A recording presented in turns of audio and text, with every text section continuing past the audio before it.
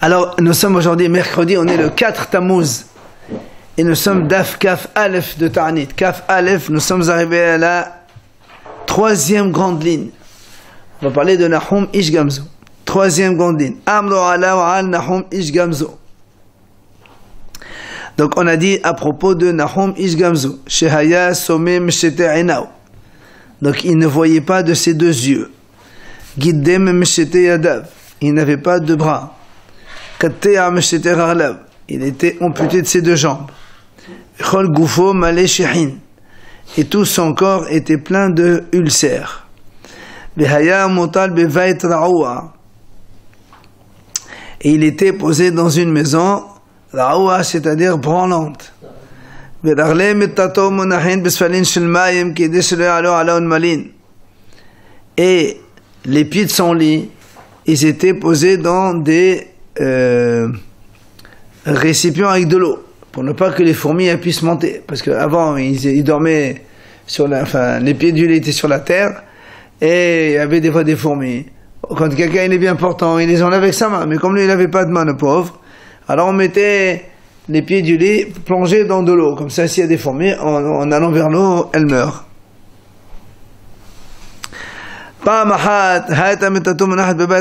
Une fois, son lit, il était dans une maison branlante.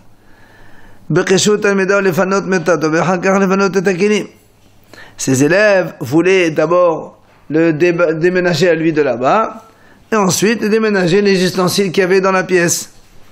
Ses élèves, c'est un les élèves à lui, ah oui, c'est un grand haram, c'est pas n'importe quoi. Amalaem banai, panot takilim b'hakach panot metati. Il leur a dit, mes enfants, commencez d'abord par débarrasser les ustensiles, et après vous débarrassez mon lit à moi. Pourquoi? Parce que au moins vous êtes garantis, tant que moi je suis ici, la maison ne va pas tomber. Si vous me enlevez d'ici, après la maison elle va tomber, ça peut faire des histoires. Mais tant que je suis là, la maison ne tombe pas. Alors commencez par débarrasser les ustensiles. Et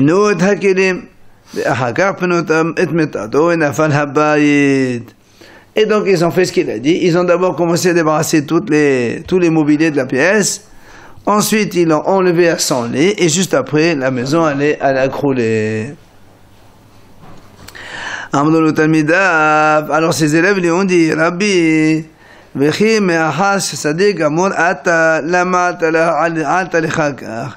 puisque tu es un tzaddik amour, pourquoi tu es dans cet état-là? Il leur a dit, mes enfants, c'est moi qui ai provoqué cela sur moi-même. Et il raconte pourquoi. Une fois j'étais en route pour aller chez mon beau-père. Et j'avais avec moi ma soeur chez le Shah Hamorim. J'avais 3 ânes chargés. Et Had Shel Ma'achal, un il était chargé de nourriture. Et Had Shel Mishte, un donc de boisson. Et Had Shel Minimiradim, et un de toutes sortes de fruits, donc douceur. Ba'ani Had Amad Lebaderech. Il est venu un pauvre, et donc il était sur la route. Et Amali Rabbi Panesene. Il m'a demandé, Rabbi, donne-moi à manger. Je lui ai dit, attends, je vais juste te décharger de l'âne et je te donne.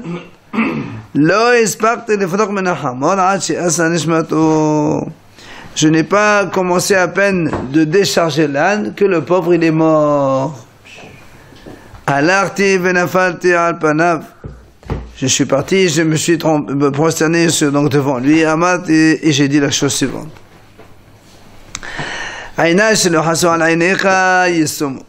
Mes yeux qui n'ont pas eu pitié de tes yeux, qui ne voient plus. Mes mains qui n'ont pas eu pitié de tes mains, ils seront coupés. Mes pieds qui n'ont pas eu donc pitié sur tes pieds, ils soient coupés. Et je n'ai pas été encore calmé. Jusqu'à ce que je demandais à ce que son corps il soit plein d'ulcères de partout. Est-ce qu'il aurait pu faire mieux, lui, quand il a dit « Attends, j'ai jamais compris ouais, ça. Ouais, il aurait dû lui donner donc d'abord quelque chose pour qu'il se maintienne, et après il lui donne encore plus en attendant de décharger. Il aurait pu lui sortir quelque chose tant que le chargement était sur l'âne.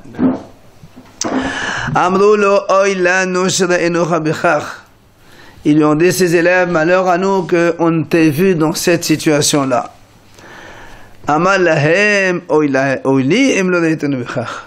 Il leur a dit, malheur à moi si vous ne m'avez pas vu dans cet état-là.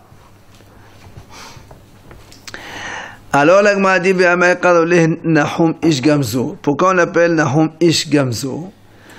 Il dit, parce que Dechol Meta de Abasar Kale Amal Gamzo le Toba. Car chaque situation, chaque événement qui lui est arrivé, il disait toujours Gamzo le Toba. Même ça, c'est pour le bien. Zimna Hada, une fois, là, on nous raconte une histoire. Une fois, Ba'o le Shaddod d'Israël donné vers Issa. Le béni Israël voulait envoyer un cadeau chez l'empereur. Amro Man Yezé. Qui va aller? Ils ont dit Yezé Nahum Ish Gamzo Menomad Benissimho. On va envoyer Nahum Ish Gamzo car il est déjà habitué avec les miracles. Donc ça veut dire on est tranquille que l'empereur il va agréer leur cadeau et il va leur faire du bien.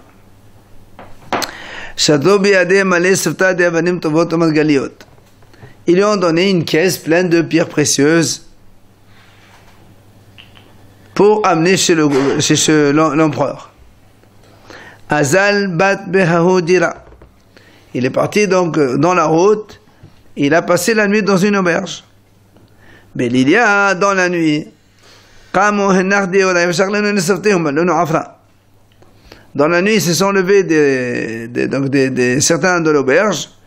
Ils ont pris la caisse, ils ont vidé les pierres et ils ont mis là-bas du sable à la place. Les propriétaires, oui. Pas les propriétaires de Nardi Ora, il y a marqué, les habitants qui habitaient là-bas. Je crois que c'était les propriétaires. Moi, je lis ce qui a marqué dans la Gemara, d'accord? Entre les histoires qu'on nous raconte et entre ce qui a marqué dans la Gemara ici, ok?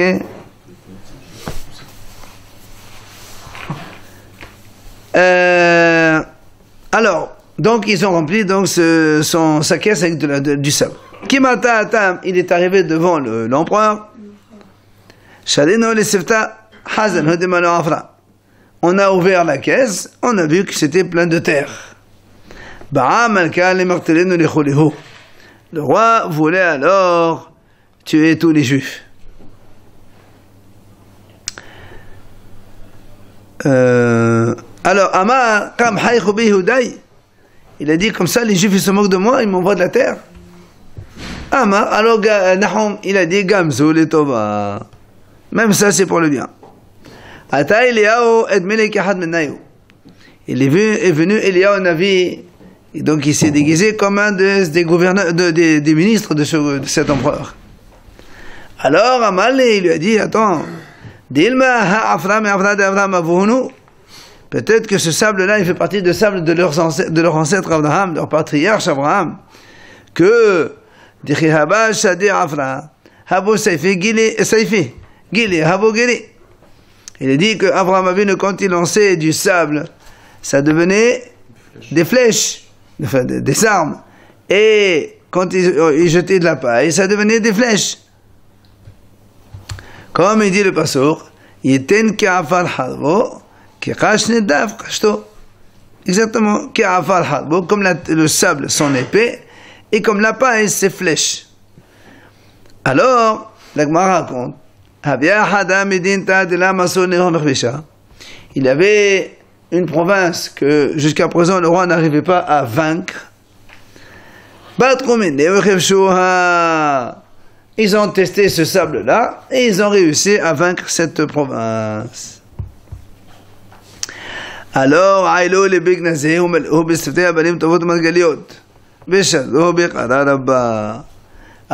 quand ils ont vu ça, ils ont rempli cette caisse avec des pierres précieuses, ils lui ont donné cadeau à Nahum Ish Gamzo. Voilà, c'est bien, tu nous as fait un beau cadeau, on a réussi à battre nos ennemis. Et ils l'ont renvoyé avec donc tous les honneurs qu'il se doit. Qui ato sur le chemin du retour, Beto Beaoudi, voilà, ils se sont posés dans la même auberge que la dernière, que lors du départ.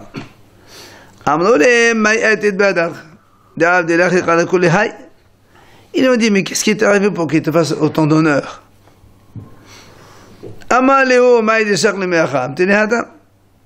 Il leur a dit, ce que j'ai pris d'ici, je leur ai donné là-bas. C'est-à-dire donc la terre. Alors qu'est-ce qu'ils ont fait? Ils ont tous détruit leur maison et ils ont amené tout ça du sable chez le roi.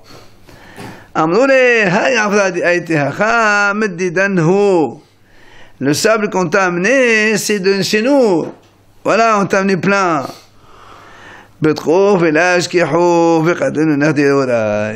Ils ont vérifié avec ça, évidemment, il n'y a rien qui a marché. Ils les ont tous tués. Ça, on se débarrasse. Après, on a dit dans la Mishnah, vous rappelez, on a dit quand il y a une épidémie, donc là aussi, on faisait des taraniout immédiatement, les grands jeunes. Et qu'est-ce qu'on appelle l'épidémie? On a dit, s'il y a dans une ville 500 habitants, s'il y a 3 morts, un chaque jour, c'est une épidémie, on commence à jeûner. Ta'anu Rabbanan Hachamim enseigne. Ayin Hamosea 500 ve'elef raglim. Si dans une ville il y a 1500 habitants, Kéron Kfar Akko, par exemple donc le village de Akko, et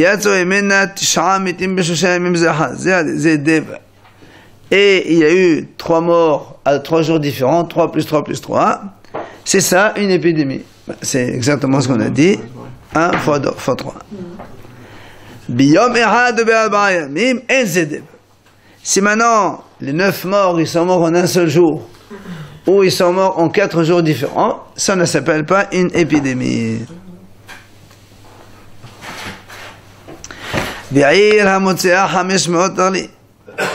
Encore une ville qui compte 500 habitants.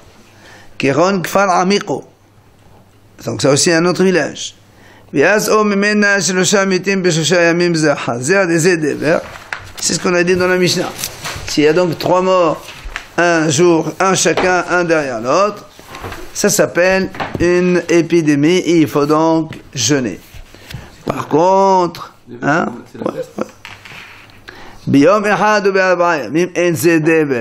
mais si c'est en un jour ou 4 jours, ce n'est pas une épidémie, c'est donc hasard. Dodoklat, la Gemara nous raconte, il y avait une ville qui s'appelait Dodoklat. C'était une ville qui comptait 500 habitants. Ils sont morts 3 en un seul jour. Donc ce n'est pas. Cependant, la Gemara raconte Gazal ibn Ahmad Anita. Rabbi Ahmad, il a décrété un jeûne. Amad ibn Ahmad ben Ishaq, Keman, Kerabi Meir. Alors Rabbi Ahmad ben Ishaq, il a dit, comme qui pense Rabbi Ahmad ben Rav Hasda qui a décrété le jeûne, il pense comme Rabbi Meir. Qu'est-ce qu'il a dit Rabbi Meir?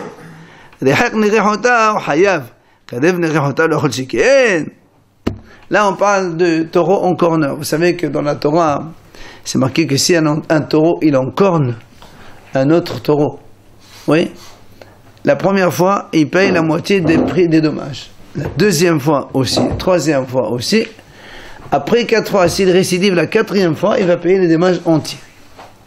Oui, là-bas dans la Mishnah, il y a le de Rabbi Yehuda et Rabbi Meir. À partir de quand on appelle récidiviste? Rabbi Yehuda il dit c'est ça. Rabbi Yehuda il dit c'est quand on est 3 jours différents. C'est-à-dire aujourd'hui il a encore né une fois, on l'a averti demain une fois, on l'a averti 3e jour, le lendemain encore une fois, donc après on l'a averti. Ce n'est qu'à partir de là qu'il devient averti, il va payer plein de dommages. Rabbi Meir il dit pas forcément consécutif. Shoshayami. Rabbi Meir il dit même s'il a encore né les 3 fois en une seule journée, d'accord, il devient Mourad, ça s'appelle aussi Mourad, il est averti, il paye plein de dommages. Pourquoi? Parce que Rabbi Meir dit si il a éloigné les encornements en 3 jours différents, tu n'as pas l'averti. quand il rapproche les encornements en un seul jour, a fortiori qu'il est encore plus responsable. Alors c'est pour ça qu'on a utilisé le même exemple ici. Quand on a dit ici à 3 morts en un jour, donc en 3 jours différents, on a décédé. Alors Rav Nachman, quand il a dit il a fait Ta'anit, Rav Nachman ben Hasda, il a dit si en 3 jours différents c'est une épidémie. A fortiori quand on a un seul jour c'est une épidémie. Il a comparé ça avec le taureau en corne. D'accord? C'est pour ça qu'il a dit hein? C'est un mort par 500 habitants? Non, 3 morts par 500 habitants, mais dans 3 jours différents. Et lui... Il faut qu'il ait 9 morts par jour. Non, pour 500 habitants, 3 morts. D'accord, bon, il y a 500, c'est 3 morts, 1 jour, 2 jours, 3 jours. S'il y a 1000, c'est le double. 1500, le triple, ainsi de suite. Mais il faut qu'il ait, quand il dit c'est sur un jour. C'est s'il y a 3 morts le même jour. 3 morts en 1 jour. Au lieu que ce soit 3 morts en 3 jours différents, ça s'est passé 3 morts en un seul jour. Et il a quand même décrété le jeûne. Amal et Rav Nachman bar Rav Hasda et Rav Nachman bar Ishaq. Les Qom morts l'été les Rabban. Rav Nachman bar Rav Hasda, c'est lui qui a décrété le jeûne, d'accord, avec les 3 morts en un jour. Et Rav Nachman bar Ishaq, c'est lui qui a expliqué les raisons de Rav Nachman bar Rav Hasda. Rav Nachman bar Rav Hasda, il a envoyé à Rav Nachman bar Ishaq, il lui a dit les Qom morts l'été les Rabban. Viens chez nous, viens habiter chez nous, ne reste pas là-bas où tu es. Apparemment, il était, Hachi, il dit, quand Rav Nachman ben Ishaq, il habitait avec des gens pas très importants. Alors il dit, viens chez nous, on est une ville de Torah, on te fait le kavod qu'il faut, toi tu es un maître, c'est pas n'importe quoi. Amal, il lui a dit, Tanina, on a enseigné. Rabbi Yosef Omer, l'homme mechomo shel adam mechabedo, l'adam mechabed et mechomo. Il lui a dit, c'est pas l'endroit qui honore l'homme, c'est l'homme qui honore son endroit. C'est pas parce que tu mets un homme sur un siège que ça veut dire qu'il est important. C'est l'homme là où il est, il donne du kavod à sa place. Il lui a donné un exemple, il lui a dit, regarde, Sheken Masinu Behar Sinai. Hein? Comment il se comporte? J'ai pas entendu. Comment il se comporte? Oui. Absolument, c'est l'homme qui est Mechabed et Mechomo. Sheken Masinu Behar Sinai, il a dit, regarde dans le mont Sinaï. Shekol Zeman She'asher Nashadra Alav. Quand il y avait le jour où Hachem a donné les 10 commandements, oui, il y avait donc la Shekhinah sur le mont Sinaï. Et là-bas, la Torah, Am la Torah, Gam Hasunha Bakada, l'Ode'ou, el Munha. Et donc là-bas, c'est marqué, attention, Hachem a dit à Moshe, tu fais une délimitation sur le mont Sinaï, personne ne s'approche, ni les animaux, ni personne. Quand Hachem il a fini de donner les 10 commandements, il est parti, donc la Shekhinah est partie, Nestal, Shekhinah Memeno, Am la Torah, même Shechayoven, le meilleur le Bahar. Maintenant, on peut monter sur la montagne de Sinaï. Il n'y a aucun problème. Donc, c'est pas l'endroit qui est kadosh. C'est ce qui est dedans. C'est la sainteté qui vient dedans qui honore la place. Donc, il a dit, moi aussi, c'est pareil. C'est pas parce que je viens chez toi que je vais être en essai. Là où je me trouve, moi, je fais kavod à ma place. Ou encore, il dit, le Mishkan de Moshe Rabbeinu, quand il était dans le désert, ben, il a voyagé pendant une 40aine d'années. Oui. Tout le temps que imaginez le Mishkan, il était dans une station. Oui, il était monté, il y avait là-bas le Mahane Kedusha, donc il y avait la Shekhinah, le Mishkan de Aaron, après autour il y avait Mahane Léviat, les Lévim et les Kohanim. Et autour, c'était les Béni Israël, les 12 tribus d'Israël avec donc les drapeaux et les camps et tout ça. Tout le temps qu'il était posé là-bas, Amna Torah Vishal Lehomna Mahane Kol Sadoua Vecholza Vechot Amel Anafesh. Donc la Torah dit, imaginons qu'il était dans cet endroit-là. S'il y avait un monsieur qui était Metzora, au Tamé, ben il faut le renvoyer en dehors du camp. Ça veut dire donc, tu gardes le camp ici, il doit sortir. Dès qu'on a maintenant aussi, Hachem décide qu'on doit maintenant donc, se déplacer, alors on démonte tout, et on remballe et on va commencer à voyager. Ben, le Metzora, il peut très bien venir au même endroit, même où il y avait le Mishkan précédemment, mais non, il peut venir. Donc tu vois bien, si venez là, c'est pas la place qui prend la Kedusha, c'est ce qu'il y a dessus qui est la Kedusha. C'est pour ça donc qu'il a dit, je ne veux pas venir, ça sert à rien, je suis bien où je suis. Amal, alors il vient Rav Nachman bar Rav Hasda, il lui a dit, Achi, si c'est comme ça, c'est moi qui veux venir chez toi. Maintenant, je me déplace pour venir à côté de toi. Alors du coup, Amal, il lui a répondu, Rav Nachman bar Yitzhak, Mutav yavo mané ben pras, esel mané ben mané, ve'al yavo mané ben mané, esel mané ben pras. Il a dit non, il vaut mieux que mané, c'est une image, on dit mané ben pras, ça veut dire quelqu'un qui vaut 100, le fils de quelqu'un qui vaut la moitié. Et Mané ben Mané, c'est quelqu'un qui vaut 100, le fils de quelqu'un qui vaut 100. Ça veut dire que Rav Nachman bar Rav Hasda, Rav Nachman, lui, c'est un Rav. Et son père, il s'appelle Rav Hasda, c'est aussi un Rav. Alors que Rav Nachman bar Yitzhak, il y a marqué Rav Nachman, c'est Rav Nachman. Mais bar Yitzhak, il n'y a pas marqué bar Rav Yitzhak. Son père, c'est pas un Rav. Lui, c'est le grand maître. Rav Nachman bar Yitzhak, c'est le grand maître. Mais son père, lui, c'est pas un maître. Alors c'est pour ça, quand l'autre, il a dit, moi, je viens chez toi, il dit non. Toi, tu es Rav, fils de Rav. C'est pas à toi de te déplacer chez un Rav, fils d'un homme normal. C'est le Rav, fils d'un homme normal, qui va venir chez le Rav, fils de Rav. Donc il est venu là-bas. Ok? Pourquoi on parle de Mané là?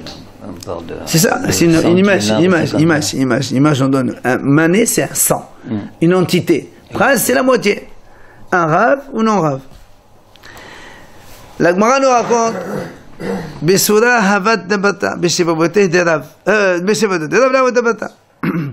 Dans la ville de Soura, il y avait là-bas une épidémie. Donc il y avait des gens qui mouraient. Seulement, dans le quartier de Rav, il n'y avait pas de mort là-bas. Savnomene, Meshemzerote de Rav, des affiches. Alors les gens, ils en pensaient, pardon. Pourquoi il n'y avait pas donc les morts à côté dans le quartier de Rav? Parce que c'est le mérite de Rav. Rav, il habite là-bas, alors il n'y a pas de mort.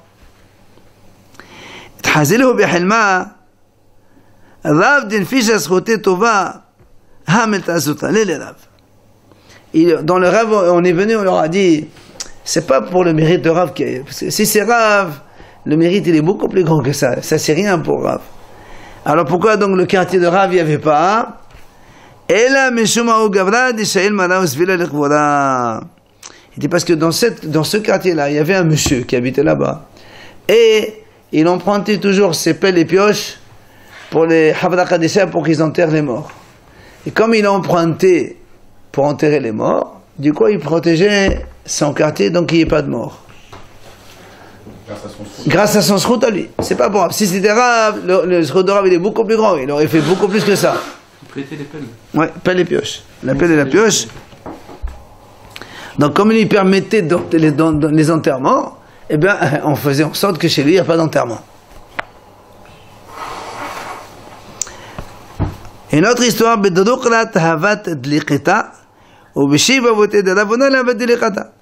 même chose. Il y avait une fois eu un incendie dans la ville de Dodokrat.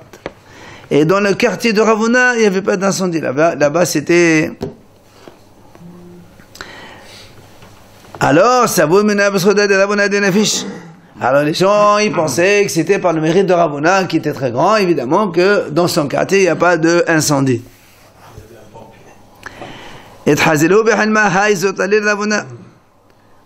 Dans le rêve, on leur a dit non, ça c'est rien pour Ravuna. Ravuna, il a un mérite beaucoup plus grand. Alors pourquoi il n'y a pas eu d'incendie dans ce quartier-là, hein? Et la Mishum Hahi Eteta de Muhammad Tanonom Shahil et les Chevavoté. Il dit non, parce que dans ce quartier-là, il y avait une femme qui chauffait son four. Et après, elle donnait un petit peu de feu à tout le monde. Comme ça, il pouvait... voilà, chacun pour faire cuire son pain. Donc, comme elle donnait du feu aux autres, alors Hachem, il a fait qu'il n'y ait pas de feu chez eux, dans le quartier. Le mérite de quelqu'un. Le Hesed. Voilà. Amroulé de Rav Yehuda. On raconte une autre histoire. On a dit à Rav Yehuda, Ato Khamse. Il y a des sauterelles qui arrivent. Alors, Gazat Anita, il a décrété un jeûne, parce que donc, les sauterelles, ça peut détruire la récolte. Amroulé, la Kamifasdan. Ils lui ont dit, non, ces sauterelles-là, elles ne sont pas en train d'abîmer la récolte. Amal Léo, c'est Badaï, Tobadaï. On dit que ça veut dire, elles sont apportées avec elles des provisions ou quoi? C'est normal qu'elles vont manger les récoltes. Qu'est-ce qu'on va faire ici?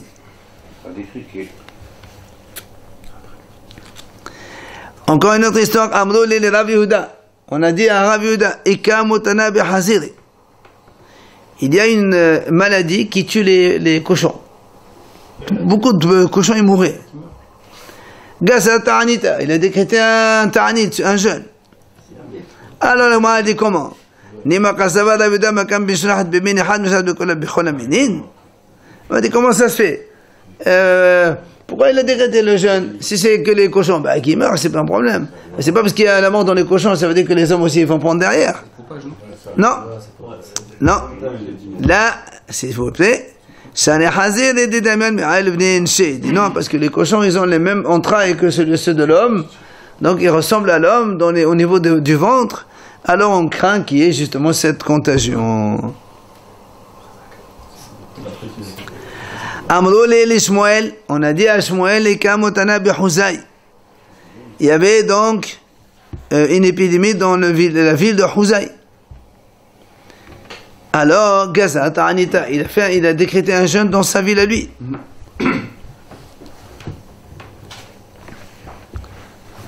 Alors, Amrou les gens lui ont dit, pourquoi tu fais un jeûne chez nous? Nous, on y est pour rien. C'est loin, la ville elle est loin. Pourquoi tu fais un jeûne ici? C'est là-bas qu'il y a des morts, ici il n'y a pas. Amar, il a dit, il leur a répondu, parce qu'il n'y a pas ici quelque chose qui pourrait interrompre le passage de là-bas vers là-bas. C'est-à-dire s'il y avait un fleuve ou un truc, ça pourrait arrêter l'épidémie donc là-bas. Mais là, comme il n'y a rien, donc ça risque de venir ici. Alors il a fait un ta'anit chez lui aussi. Amrou li Rav Nachman. On a dit à Rav Nachman d'Israël. Il y a une épidémie en Israël. Alors Rav Nachman il habite à Bavel. Gaza ta'anita. Il a fait un décret un jeûne à Bavel. Amad il a dit si la matrone elle est frappée à forcerer la servante. C'est-à-dire Bavel c'est considéré comme une servante par rapport à Israël qui est la terre. Ok. Alors, la Gemara pose une question. Puisque lui, il a dit, si la matrone, elle est frappée, elle est punie à forcerer la servante. Alors, il m'a dit, ça veut dire, c'est comme, parce qu'il y a donc la patronne, et il y a la servante. Oui? Là, ça veut dire que si c'était les deux servantes, on n'aurait pas décrété un pour l'autre. Ça veut dire que si c'est deux villages à Bavel. Donc, voilà, de même niveau, on n'aurait pas. Lui, il a dit, comme Israël, c'est comme une patronne, et Babel, c'est la servante. Si en Israël, il y a des problèmes, alors, on risque d'avoir assez de problèmes. Aussi, on fait un jeûne. Ça veut dire que s'il y avait une épidémie dans une ville voisine à Babel, ça fait servante et servante, on ne va pas décréter. On a dit que ça peut se propager à côté. C'est pour ça qu'il a fait le jeûne juste avant. Là. Non, ça c'est un autre. Ça c'est un autre. C'était Shmuel, je crois. Non, ça c'est Shmuel. Alors, ha shifra bishifra, là, biha amnouli le Shmuel kamutane bihozak gaza ta'anita. La Gemara dit alors, quand on a dit parce que Israël c'est comme la matrone et la Babel c'est la servante, c'est pour ça qu'on a décrété. Machma s'il y a deux villes voisines, non. Et pourtant, Shmuel il a décrété donc pour une ville voisine. La Gemara dit, shani hatam kiban dika shayata de là-bas ivatia bahde. Il dit là-bas parce que tout simplement il y a beaucoup de voyageurs. Donc, il y avait beaucoup de convois, donc ils voyageaient, donc ils faisaient l'aller-retour, et donc il y a un risque de contagion. C'est pour ça que Shmuel a décrété. Voilà. Abba Omanahava. La Gemara raconte, Abba c'était un homme qui faisait des saignées. C'est comme un médecin, quoi. Tous les jours, il avait une voix minashamayim qui le saluait. Une voix minashamayim qui le saluait. Abaye, lui, avait tous les vendredis une voix du ciel, elle venait le saluer. Et Rava, et Rava, c'était toutes les veilles de Kippour, une fois par an. Donc Rava, c'est une fois par an, Abaye une fois par semaine, et monsieur Abba, celui-là, le médecin, docteur Abba, tous les jours, il avait une voix minashamayim qui le saluait. Et puis un heureux. Le médecin.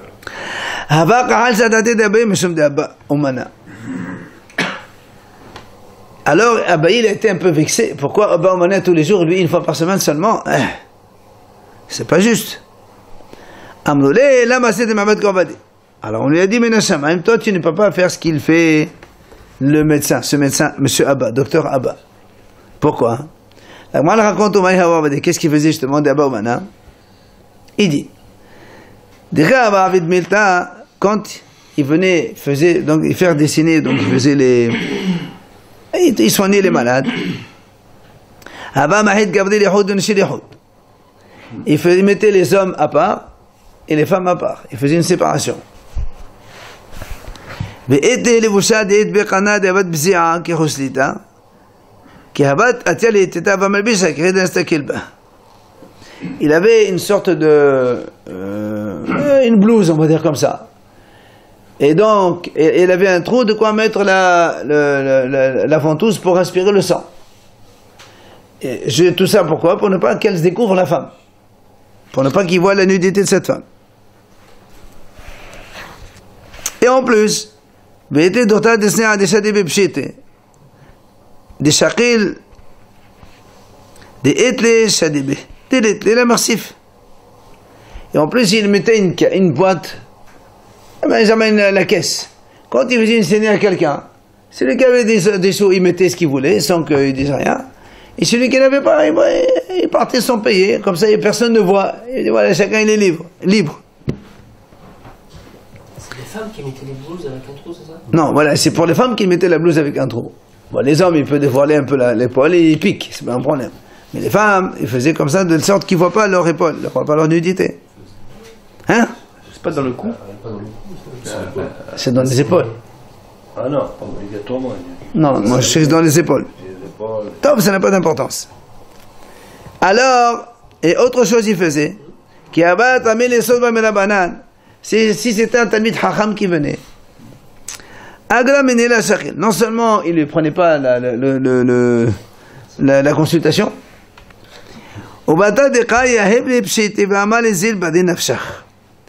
et quand il partait, il lui donnait lui-même de l'argent, il dit va manger quelque chose, parce qu'après une saignée, il faut manger quelque chose pour essayer un petit peu de récupérer. Il lui donnait, vas-y prendre un sandwich, tu manges bien, un bon repas. Yomahad, un jour, Shadal Abaye Zokad al-Banan al-Mabdiqeh. Abaye, il a envoyé 2 hachamim pour essayer un petit peu de contrôler. Voilà, le contrôler. Alors, donc ils sont allés chez lui.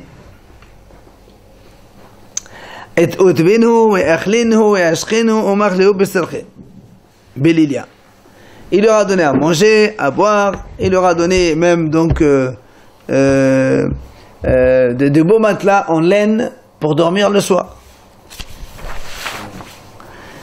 Les Safra, le matin, les 2 hachamim, qu'est-ce qu'ils ont fait? Ils ont pris les 2 matelas et ils se sont enfuis avec.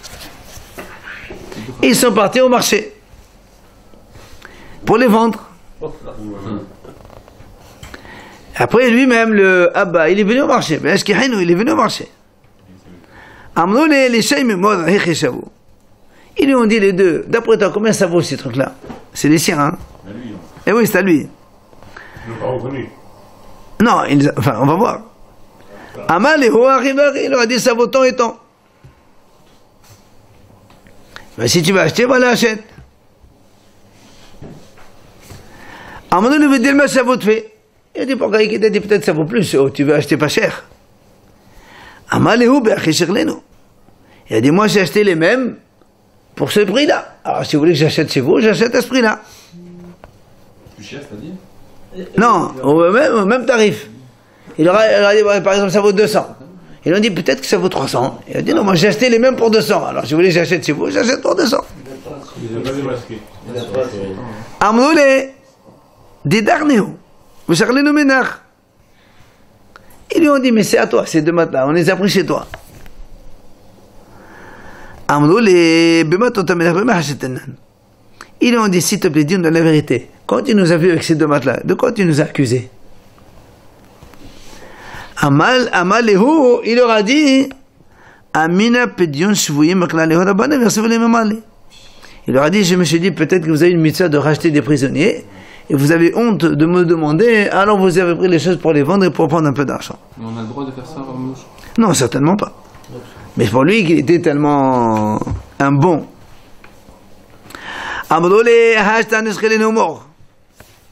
Ils lui ont dit, alors écoute, maintenant prends-les, c'est à toi, on te les rend. C'est pas la vérité.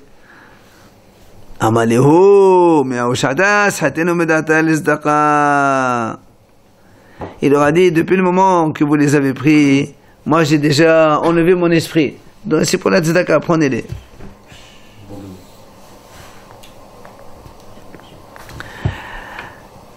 La Gemara raconte, on peut continuer encore. Ouais. Maintenant, c'est Rava qui était vexé parce que Rava il avait le salut du ciel une fois par an, la veille de Kippour, et Abaye il en avait toutes les semaines. Alors, Amroulé, donc on est venu, on lui a dit, dans le rêve, on lui a dit la chose suivante.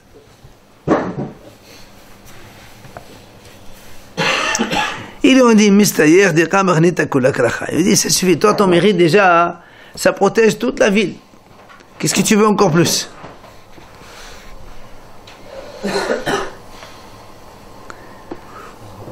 Rava, oui. Ça veut dire que ne crois pas que c'est parce qu'on vient te voir une fois par an. Mais toi aussi, Baruch Hashem, tu manques pas.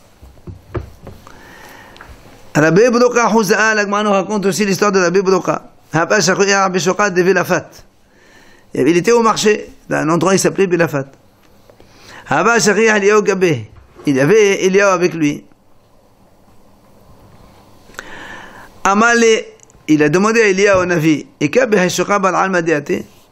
est-ce qu'il y a dans ce marché, dans toute cette foule-là, est-ce qu'il y a quelqu'un qui a la part au monde futur? Il a dit non, mais personne. Entre-temps,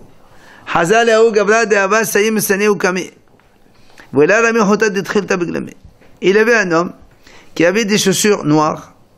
Il n'avait pas les tzitziot qui sortaient de son vêtement. Il a dit voilà, celui-là il a la part au monde futur, celui-là. Alors, oui, il faut donc préciser. Les juifs de l'époque, ils ne mettaient pas les chaussures noires. Donc les juifs de l'époque, ils avaient des chaussures différentes des goyim. D'accord? Même dans les chaussures, on avait un habit donc différent au niveau de l'habit, de l'angle, mais même les chaussures, ils étaient différents. Alors il dit, nous on avait des chaussures blanches avec un trait noir pour le deuil de Yerushalayim. Alors que les goyim ne mettaient que des chaussures noires. Ils mettaient que des chaussures blanches? Oui. Alors, quand évidemment il est en avis, il lui a dit, celui-là il a la part au monde futur, lui il ne connaissait pas la Bibloka. Il a couru vers lui. Amale Maïobadach. Qu'est-ce que tu fais de bien pour que tu aies la part au monde futur? Il dit, va maintenant, demain je te raconte. Le mahar, le lendemain il est venu. Il dit, qu'est-ce que tu fais? Il dit, Zandoukna Ana, je suis un geôlier, un monsieur garde des prisonniers. Il garde des prisonniers. Il lui dit, et quand, parce que c'est pas comme les prisons d'aujourd'hui, avant les prisons, bah, tu as une salle, tu mets tout le monde dedans et c'est tout.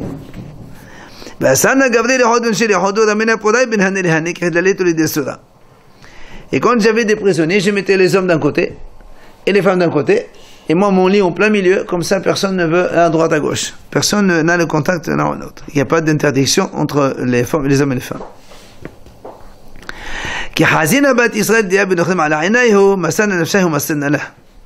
Et quand je voyais qu'il y avait une jeune juive qui arrivait, et que les goïms ils voulaient l'embêter, ben je faisais tout pour la libérer de là-bas, donc je payais tout ce qu'il faut pour la sauver de là-bas.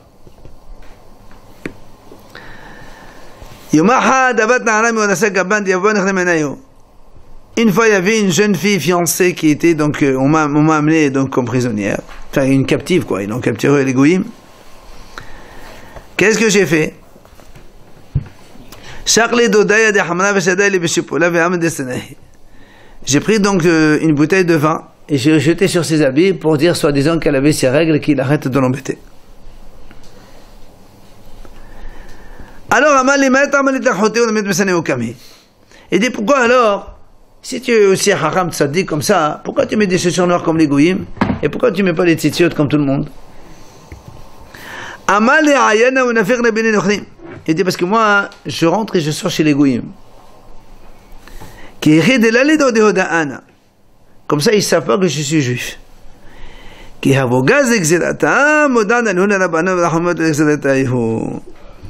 Et quand au moins les goyim me faisaient une xéra, eh bien au moins, comme ils ne savent pas que je suis juif, alors ils se racontent entre eux. Et moi j'entends tout. Évidemment après, je vais chez les hachamim, je leur dis, comme ça les hachamim, ils vont prier Hachem et ils arrêtent la xéra. Comme un espion. Alors il lui dit, mais dis-moi, Umay ta'ama ki amin alakh hana ma yubada khamat zil haydam tani mahar. Et pourquoi hier, quand je t'ai posé la question, je voulais te demander qu'est-ce que tu fais, tu m'as dit reviens demain. Il lui a dit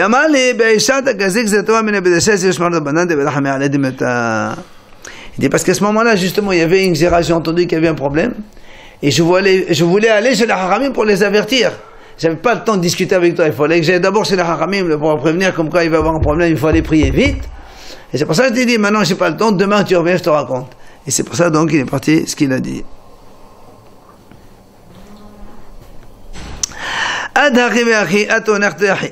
Entre-temps, ils sont venus deux frères là-bas. Il est venu à Amal et il est en avis, il lui a dit à Rabbi Broka, il lui a dit, tu sais, ces deux aussi, ils ont la part au monde futur. Alors, Azali Gabayou, il est parti vite chez eux, Rabbi Broka. Amal et Omaïr Abadaïr, qu'est-ce que vous faites de bien dans la vie? Amdole Ense Bedou Hanan. Il dit, nous sommes des gens rigolos, plaisantants. Et ouais. Mais on fait réjouir ceux qui sont tristes. Ceux qui sont tristes, on leur raconte des petites blagues, comme ça ils rigolent. Et Nami ou encore, ils lui ont dit, quand on voit qu'il y a deux messieurs qui ont un petit peu, qui sont en colère entre eux, tous les deux, alors,